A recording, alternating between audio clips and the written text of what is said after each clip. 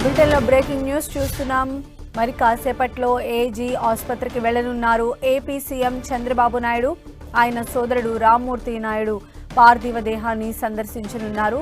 చంద్రబాబు వచ్చి వెళ్లిన తర్వాత రామ్మూర్తి నాయుడు పార్థివ దేహాన్ని సొంతూరు నారావారిపల్లెకు తరలించనున్నారు కుటుంబ సభ్యులు. రేపు అక్కడే ఆయన అంత్యక్రియలు జరుగుతాయి.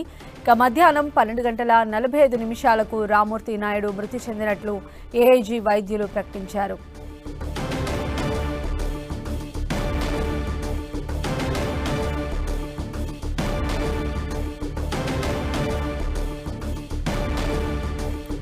మరిన్ని అప్డేట్స్ మా ప్రతినిధి కిరణ్ మనకు అందిస్తారు. కిరణ్, సంధ్య ఏజ్ ఆసుపత్రిలో చికిత్స పొందుతూ తుది శ్వాస విడిచిన రామ్మూర్తి నాయుడుని మరికొద్ది సేపట్లో ఏపీ సీఎం చంద్రబాబు నాయుడు ఆయన పార్థివ దేహానికి నివాళులు అర్పించబోతున్న ఆ తర్వాత ఇక్కడి నుంచి కూడా ఆయన పార్థివ దేహాన్ని స్వస్థలమైన నారావారిపల్లికి తరలించబోతున్నారు. గత కొద్ది రోజులుగా అనేక అనారోగ్య సమస్యలతో కూడా రామ్మూర్తి నాయుడు బాధపడుతుంది తెలిసింది. అందులో భాగంగా ఈరోజు అత్యవసర చికిత్స నిమిత్తం కూడా వెంటిలేషన్ మీద ఉంచారు. కానీ ఒక్కసారిగా గుండెపోటు రావడంతో కూడా ఆయన తుది శ్వాస విడిచినట్టుగా మనకైతే సమాచారం ఉంది. కొద్దిసేపటి క్రితం ఏఐజీ ఆసుపత్రి వర్గాలు కూడా ఆయన 12:40 తుది శ్వాస విడిచినట్టు కూడా ఒక అధికారిక ప్రకటన విడుదల చేయడం అయితే జరిగింది. ఇక రామ్మూర్తి నాయుడుకి సంబంధించి చూసుకుంటే కూడా 1994 నుంచి 99 వరకు కూడా ఆయన చంద్రగిరి ఎమ్మెల్యేగా పనిచేశారు. ఆ తర్వాత మరొకసారి పోటీ చేసి ఓడిపోయిన నేపథ్యంలో అప్పటి నుంచి కూడా రాజకీయాలకి ఆయన దూరంగా ఉంటూ వస్తున్నారు. ఇక చంద్రబాబు నాయుడుకి సంబంధించి కూడా చాలా సన్నిహిత సంబంధాలు ఉన్నాయి. కానీ రాజకీయంగా కావచ్చు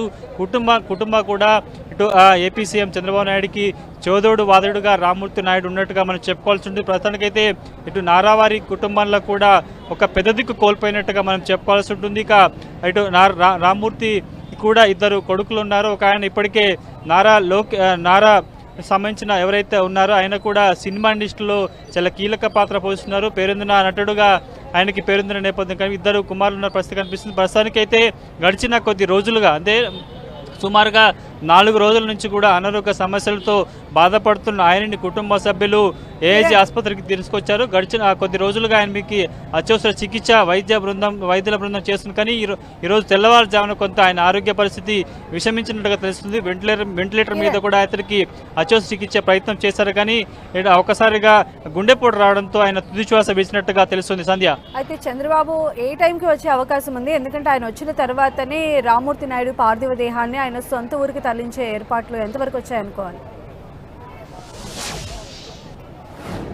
సంధ్య, మరికొద్ది సేపట్లో ఇటు ఏపీ సీఎం చంద్రబాబు నాయుడు కూడా హైదరాబాద్కి రాబోతున్నారు.